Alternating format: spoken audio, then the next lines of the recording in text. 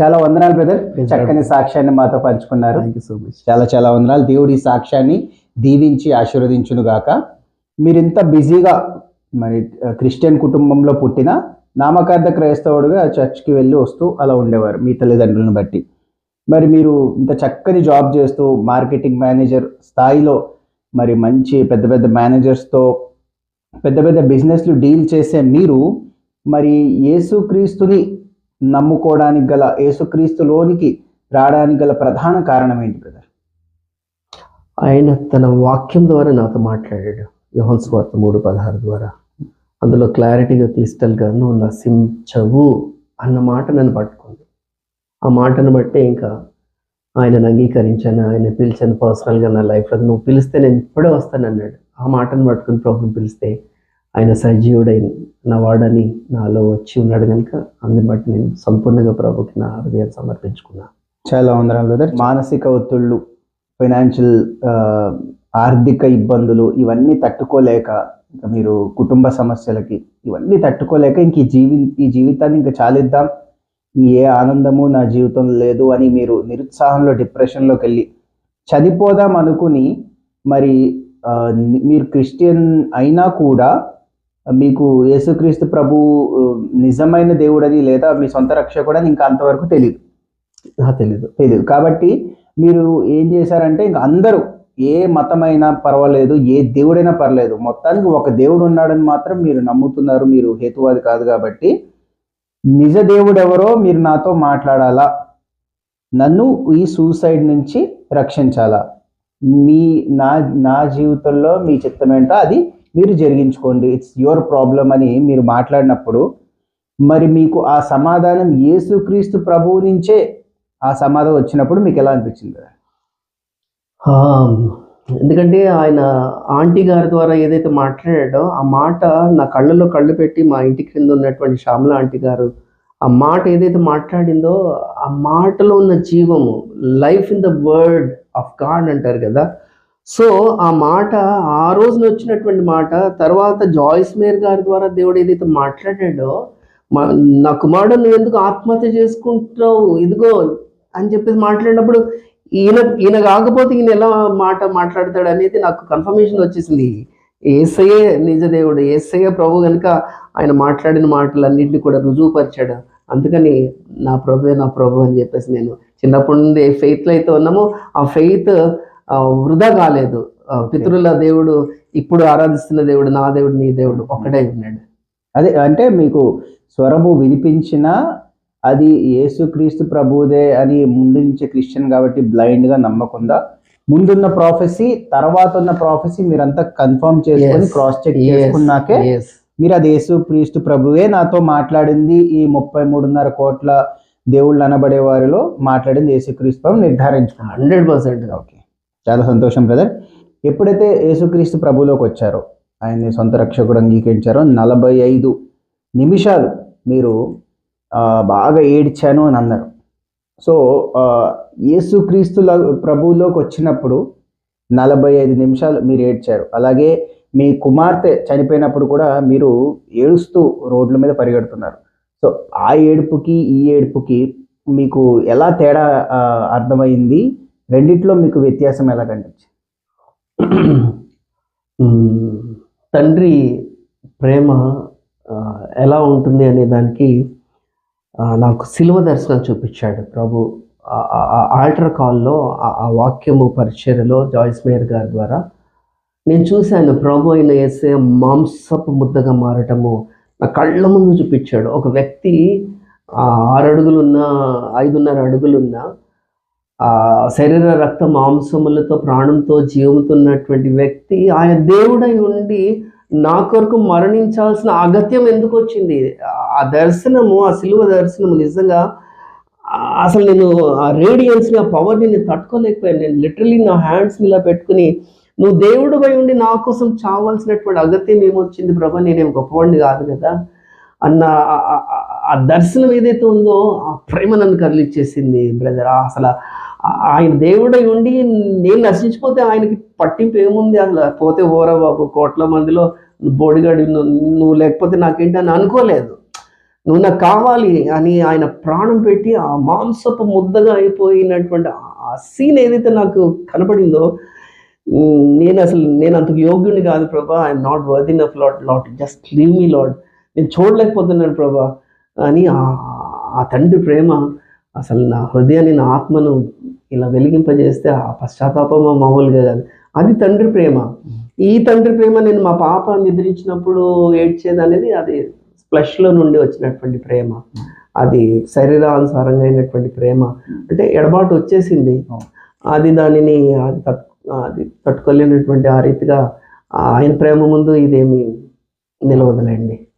స్తోత్రం. మరి అటువంటి సృష్టికర్త, అంత ప్రేమ కలిగిన దేవుడు, అంత మీరు ఇందాక అన్నారు ఆయన 5 రోజులు సృష్టి చేసి 6వ రోజు సపరేట్గా ఒక దినము కేటాయించి మనల్ని చేశారు అని.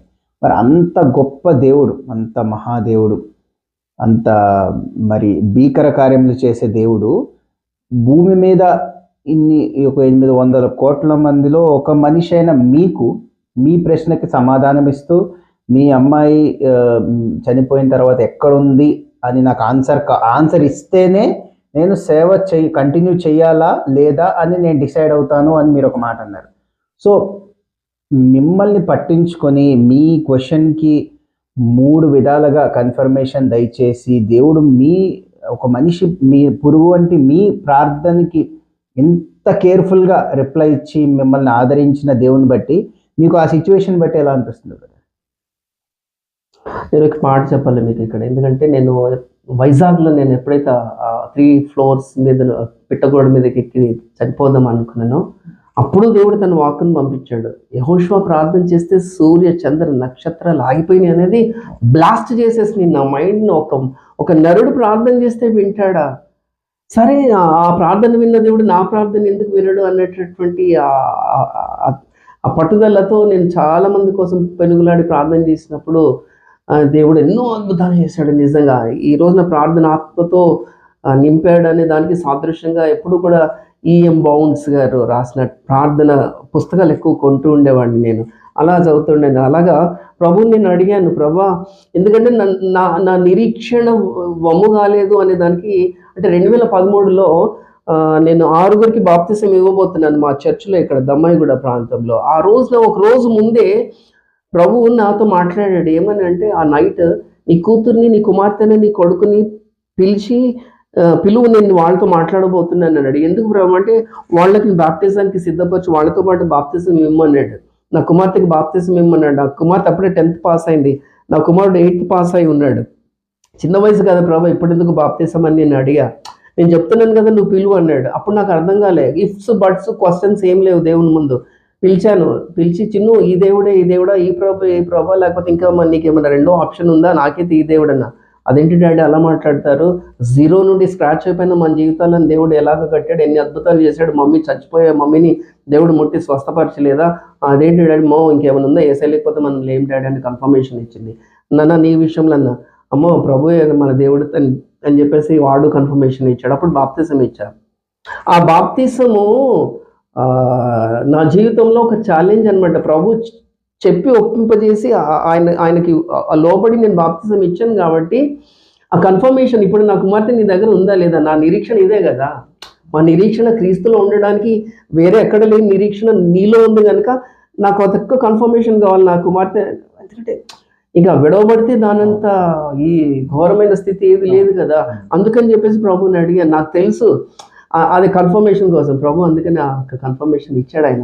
నా ఎడల జాలి కలిగిన దేవుడు ఆ కుమార్తెకు ఉన్నతమైన స్థితిని ఇచ్చానని రుజువుపరిచాడు. అందుకని మీ దేవుణ్ణి అడిగి, అందుకనే ఆ దేవుని ప్రేమలో ఇంకా ముందు కొనసాగుతాం. ప్రభుకి మేము కలుగుతుంది. అవును బ్రదర్, చాలా చక్కని సమాధానం ఇచ్చారు. ఎందుకంటే మీరు అప్పుడు కనుక మీకు కన్ఫర్మేషన్ రాకపోయి ఉంటే మరి మీరు ఇంత బలమైన సేవ మరి మీ ద్వారా జరిగి ఉండేది కాదేమో అనిపిస్తుంది. ఎందుకంటే మీ ఇందాక మీరు పంచుకున్న విషయాలు చూస్తే ముస్లిమ్స్కి మీ ద్వారా మిరాకిల్ జరిగింది, క్రిస్టియన్స్కి జరిగింది. ఉషా అగస్టిన్ వాళ్ళ తప్పిపోయిన వాళ్ళ కుమారుడు సంవత్సరం తర్వాత మీరు చెప్పిన తర్వాత దేవుడు వారికి సహాయం చేశారు. అలాగే పంజాబీ సర్దార్ వాళ్ళకి మరి పూనం కౌర్ గారికి డీమన్ పొసెసర్ దెయ్యాలు పట్టినప్పుడు వదిలింపబడింది. అలాగే ఇంకెవరున్నారు మన బుద్ధిజం వాళ్ళకి. సో బుద్ధిజం వాళ్ళకు కూడా అల్టిమేట్ అదైతే 6 ఆడైతే అసలు పుట్రనేసారు. అవును. ఏది మన సంత్ మహారాజ్ వాళ్ళ కుండలి చూసి చెప్తా అన్నారు కదా. సో వాళ్ళు పుట్టరు అని అంటే వాళ్ళ మతంలో ఉన్న పెద్దలే సంత మహారాజ్ వాళ్ళ కుండలి బాగా చూస్తారు. సో వాళ్ళే పుట్టరు అని అన్నప్పుడు మరి ఒక క్రైస్తవుడిగా మీరు వెళ్ళి లేదు మీకు పుడతారు అని మీరు ఛాలెంజింగ్ గా చెప్పడం, అలాగే వాళ్ళు మరి దేవుని ఆశీర్వాదాలు పొందుకోవడం. సో ఇలా సకల మతాలు బుద్ధిజం అని, సిక్కిజం అని, ముస్లిమ్స్ అని, హిందూస్ అని, క్రిస్టియన్స్ అని సకల మతంలో ఉన్న వాళ్ళు దేవుని ద్వారా మీ ద్వారా దేవుని అద్భుతాలు పొందుకున్నారు. సో ఇంత గొప్ప సేవ, దేవుడు మిమ్మల్ని బలపరిచి జనరల్గా అలాంటి టైంలో కృంగిపోతారు. మీరు ఆల్రెడీ డిప్రెషన్ గుండా వెళ్ళిన వాళ్ళే. సో మీ సైకలాజికల్గా సిచ్యువేషన్ చూస్తే ఆల్రెడీ మీరు చాలా చూసి వచ్చారు అప్పటికే. సో అందులో మళ్ళీ ఇదొకటి అయ్యేసరికి మీరు డిప్రెషన్లోకి వెళ్తారని తెలిసే దేవుడు మీ ఎడల మరి ఇంత కేర్ఫుల్గా డీల్ చేశారని మాకు అర్థమవుతుంది. దేవుడు నిజంగా నమ్మదగిన దేవుడు. అవును, చాలా నమ్మదగిన దేవుడు. ఇంకొక ప్రశ్న అడుగుతాం బ్రదర్ ఫైనల్గా. సో మీరు రక్షింపబడిన తర్వాత మీరు అన్నారు బళ్ళు ఓడలు అవుతాయి, ఓడలు బళ్ళు అవుతాయి. అలాగా మీరు రక్షింపబడిన తర్వాత అంతవరకు భక్తిగా ఉండే మీ వైఫ్ కంప్లీట్ ఆపోజిట్ అయిపోయారు. ఆపోజిట్లో ఉండేవారు మీరు భక్తిలోకి వచ్చారు. సో అప్పుడు మీకు పేషెన్స్కి ఎప్పుడైతే టెస్ట్ మొదలయ్యిందో, సో మీ భార్య నుంచి మీకు చాలా లిటరల్గా చెప్పాలంటే మీరు లిటరల్గా టార్చర్ అనుభవించారు. సో ఆ టైంలో ఎందుకు వచ్చానరా అసలు ఈ భక్తిలోకి, ముందే బాగుండేదేమో, ఎందుకంటే మీరే కదా కోరి అన్ని సెట్ చేసుకొని తెచ్చుకున్నారు. ఎప్పుడన్నా అనిపించిందా మీకు అనవసరంగా ముందులాగా ఉంటే బాగుండేదేమో అని? అనిపించలేదు అసలు అనిపించలేదు. ఎందుకంటే దేవుని శక్తిని కనులారా మేము వేటిని చూచామో, మేము వేటిని కనులారా విన్నామో, మేమేమి తడువు చూచామో అని యోహాన్ గారు అంటాడు యోహాన్ పత్రికల్లో. ఆ అనుభవం ఆ ప్రత్యక్షతలు ఇచ్చాడు కనుక అస్సలు సమస్య లేదు. యోబు గారు నోటి మాటతో కూడా పాపం చేయలేదంట. అలాగే ఒకసారి ప్రభుని రుచి చూసిన తర్వాత ఇంకా ముందుకే నాగటి మీద చేసిన తర్వాత వెనక్కి తిరిగి సమస్య లేదు. అది దేవుని నడిపింపు, ఆయన ఇచ్చిన కృప. అవును బ్రదర్. ఫైనల్గా థ్యాంక్ యూ బ్రదర్, మంచి సమాధానం ఇచ్చారు. ఫైనల్గా 38 సంవత్సరాలు మీరు మీకు ప్రాఫెసీ ముందు ఉన్నా కూడా మీరు రక్షణ దేవుని స్వరమును విన్నారు. ముందే ప్రాఫెసీ ఉంది 14 years టైంలోనే, ఏజ్లోనే. ఆ తర్వాత యేసుప్రభు స్వరమును విన్నారు, ఆయనతో సంభాషించేవారు, యేసుప్రభు మీతో స్వయంగా మాట్లాడేవారు, మీరు డిస్కషన్ జరిగేది మీ ఇద్దరికి. సో ఎంత బలంగా మీకు ఎన్కౌంటర్ జరిగినా కూడా మీరు ఒక 38 years వరకు మీరు నామినల్ క్రిస్టియన్ గానే ఉన్నారు కదా. సో మరి మీకు ఎప్పుడన్నా అనిపించిందా, అంటే సమస్తము సమయాన్ని బట్టే జరుగుతుంది, సో ముందే నేను ఇంకా వచ్చుంటే ఇంకా గొప్ప సేవ ఏది జరిగేది అనిపించిందా? అసలు నేను రక్షణ the day when lord had caught me straight ప్రశ్న వేసాను నేను, నమ్మాలి ప్రభా ఈ 38 సంవత్సరంలో ఈ ముసలి వయసులో నేను ఎందుకు కావాల్సి వచ్చాను ప్రభా? నీకు 16s పట్టుకున్నా, 17s పట్టుకున్నా, 20s పట్టుకున్నానా, ప్రపంచాన్ని తల్ల కిందలు చేసే ఏంటో తెలియదు ఆ confidence levels. If you had taught me in my young age, I would have shaken this whole world. I might have shook this whole world అని ప్రభువుకు సమాధానం చెప్పాడు. నేను మోషన్ 80వ సంవత్సరంలో వాడుకోవటం మొదలుపెట్టా.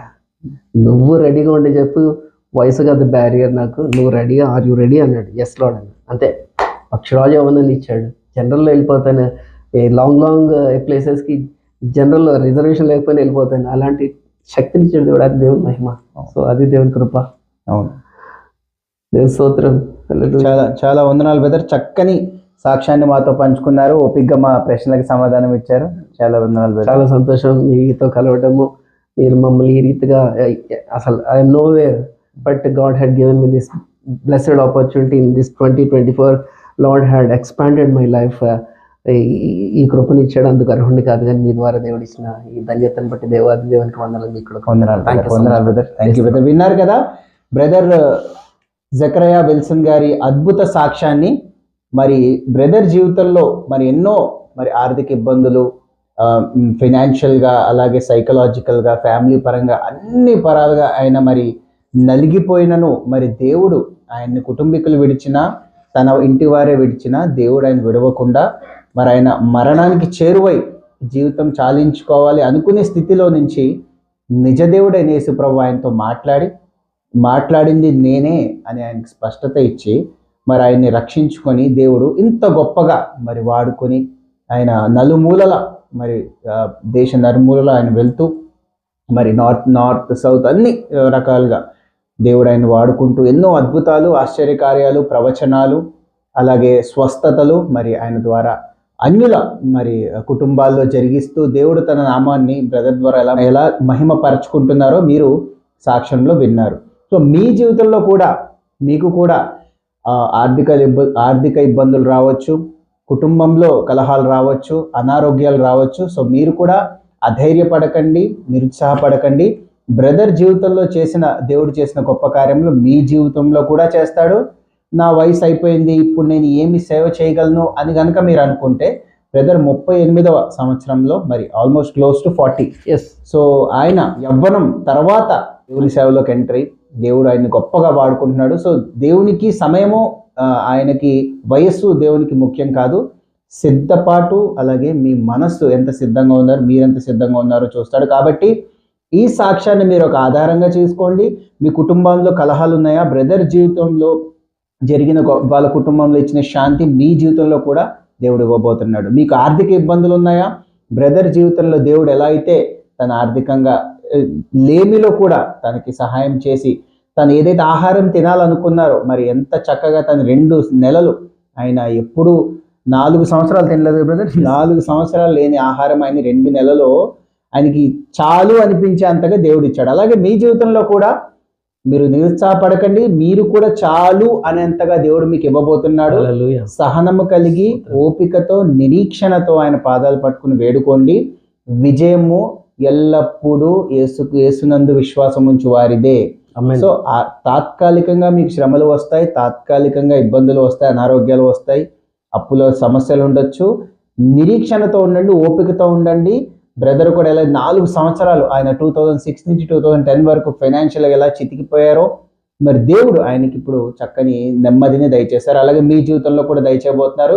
కాబట్టి నిజ దేవుడైన యేసుక్రీస్తు యందు విశ్వాసం ఉంచండి, సందేహపడకండి. దేవుడు ఏది చేసినాను దేవుడు మనకి కీడు చేశాడు అని మీకు అనిపిస్తున్నట్లయితే, ఎవరన్నా మీరు నిరుత్సాహంలోకి వెళ్ళిపోయి దేవుడు నా జీవితంలో ఈ కీడు చేశాడు, నా వారిని తీసుకున్నాడు, లేదా ఇది చేశారు అది చేశారని మీరు దేవుడు ఎడల కోపించో లేదా అలిగో లేదా దేవుడి నుంచి దూరంగా ఉన్నారేమో, చర్చ్కి వెళ్ళట్లేదేమో, బైబిల్ చదవట్లేదేమో, ప్రేయర్ చేయట్లేదేమో, బ్రదర్ సాక్ష్యాన్ని మీరు ఒక ఆధారంగా తీసుకోండి. దేవుడు ఏది చేసినా మన మేలు కొరకే చేస్తారని గ్రహించి ఆ గ్రహింపుతో మళ్ళా దేవుడి దగ్గరికి మీరు యేసుక్రీస్తు ప్రభు పాదాల చెంతకు వచ్చి పశ్చాత్తాపడి మీ పాపాలు ఒప్పుకొని మీరు మళ్ళీ యేసుక్రీస్తు ప్రభుని మీ హృదయంలోకి ఆహ్వానించుకోండి. శాంతి సమాధానాలు పొందుకోండి. సకల ఆశీర్వాదాలు, సకల ఐశ్వర్యము మీకు మీ కుటుంబాలకు ఎల్లప్పుడూ వచ్చేలాగున ప్రార్థిద్దాము. అలాగే బ్రదర్ పరిచర్యలో కూడా ప్రార్థించండి. ఆయన కుటుంబ విషయంలో, ఆయన కుమారుడు విషయంలో, అలాగే సిస్టర్ విషయంలో, అన్ని వాళ్ళ కుటుంబం వాళ్ళ ఇంకా ఎవరు రక్షణ పొందలేదు బ్రదర్? బ్రదర్ అన్నయ్య జాన్సన్ గారు రక్షణ పొందితే ఆయన ప్రవచనం సంపూర్ణమైనట్టే. సో మనం కూడా బ్రదర్ జాన్సన్ వాళ్ళ అన్నయ్య గురించి కూడా ప్రార్థన చేద్దాము. అలాగే మీ జీవితంలో కూడా దేవుడు గొప్ప కార్యాలు చేసి ఉండవచ్చు. మీ సాక్ష్యాన్ని మీ హృదయంలోనే ఉంచుకొని మౌనంగా ఉండడం దేవుని చిత్తం కాదు, అందుకు మీకు సాక్ష్యం ఇవ్వలేదు. కాబట్టి కింద ఉన్న నెంబర్కి ఫోన్ చేయండి, మీ సాక్ష్యం మాతో పంచుకోండి. మా ద్వారా ఎన్నో వేల మంది మీ సాక్ష్యం విని వాళ్ళు ఆత్మీయంగా బలపడి ఇతరులను బలపరిచినట్లుగా మీ సాక్ష్యం ఉండులాగున ప్రార్థనాపూర్వకంగా మాకు కాల్ చేయండి. అలాగే ఇప్పుడు ఈ సాక్ష్యం విన్న ప్రతి ఒక్కరు ప్రార్థనాపూర్వకంగా మీరు కూడా దేవునికి చేరువవ్వండి.